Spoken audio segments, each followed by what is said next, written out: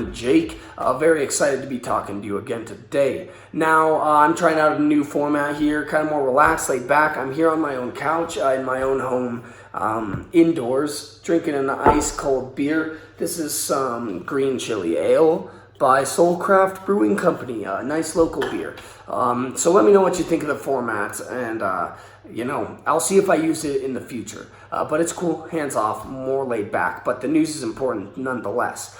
I've also got to give a big shout out right now to my sponsors, Wholesome Nutrients. They're providers of turnkey organic solutions in the industrial hemp industry and in agriculture in general. They've given me samples of Pure and their biotics, which have been fantastic, and I've gotten massive yields already of wholesome veggies from my wholesome gardens. Now, I've got to thank the guys at Wholesome Nutrients for Pure. It's made a big difference in the garden. I've gotten some really intense bloom. Please do check them out on Instagram and go to their webpage if you're maybe looking to buy some products or getting some samples of Pure. Also, big shout out to Green Matter. She's a Denver-based DJ and a friend of mine. I've seen her perform live and just had my mind blown. Green Matter can be found on SoundCloud, on Facebook, and on Instagram. So please, folks, go follow her there and support her music. It's really awesome seeing her just tearing shit up in the club. Really an up-and-coming DJ. So thanks again to Green Matter for the music as well. Now, everybody, without further ado, let me get into the news. Let's start off kind of following up on last week. Now, there's more news on this lawsuit against Purdue Pharmaceuticals, the nation's leading manufacturer of opioids and a contributor, certainly, to the opioid epidemic. Purdue Pharmaceuticals is facing lawsuits, litigation, and a lot of heat right now. And the Sackler family that owns Purdue Pharmaceuticals, of course, is tied up in this. But since I'd last reported, they have managed to litigate and they have isolated their wealth from the lawsuit, protecting them from any liability to Purdue Pharmaceuticals, protecting their family wealth from all of these lawsuits that are hitting their corporation.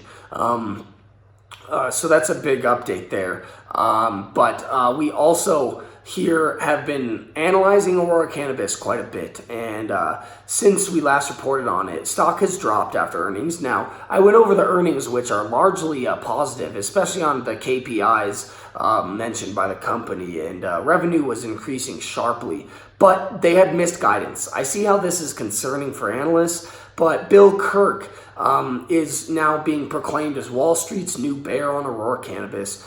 Bill Kirk works with MKM. He's a Wall Street guy. And first I want to say, nothing I say here is financial advice for you, but I'm telling you where I'm at making moves here in the industry. I also want to say I respect these Wall Street guys. They're smart. They've been in the business a while, but cannabis is a whole new thing, and, it's hard to get information. Now, Bill Kirk's theory, his bear theory, really is based on a lot of false information as well, especially the premise that the wholesale price per pound is really averaging around $1,000 a pound.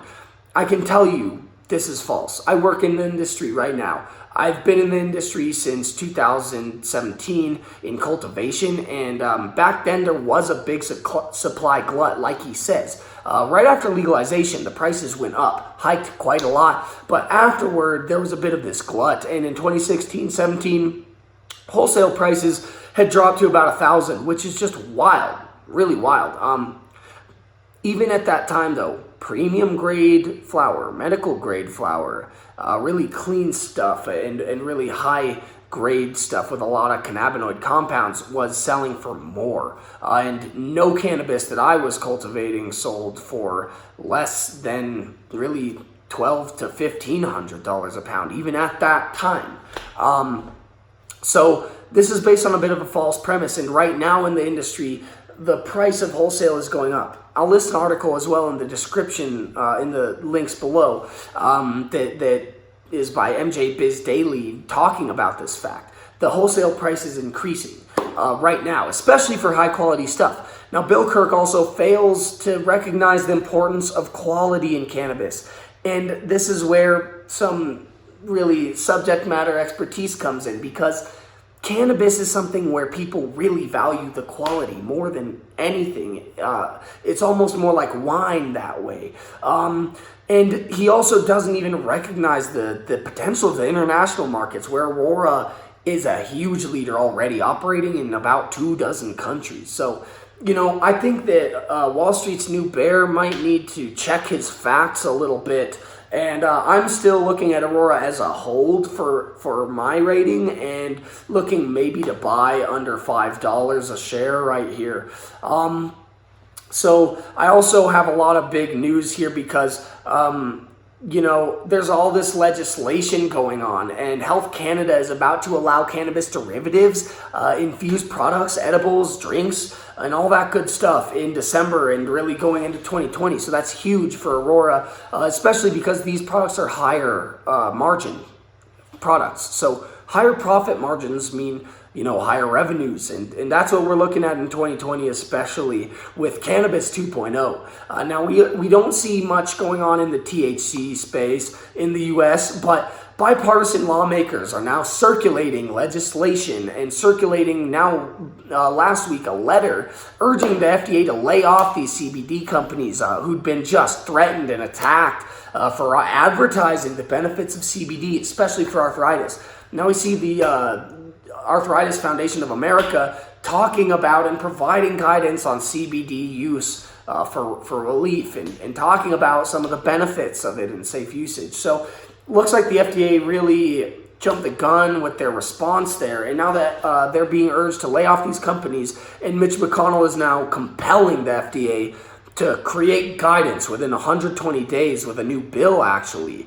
Now, I don't see how they could even wait that long, because the U.S. Department of Agriculture, the USDA, has already provided their guidance, rules, and regulations on hemp and CBD. So we've really got a lot of guidelines for the industry. It's just time for the final word from the FDA so that everything can be cleared, and this industry can have a clear path forward.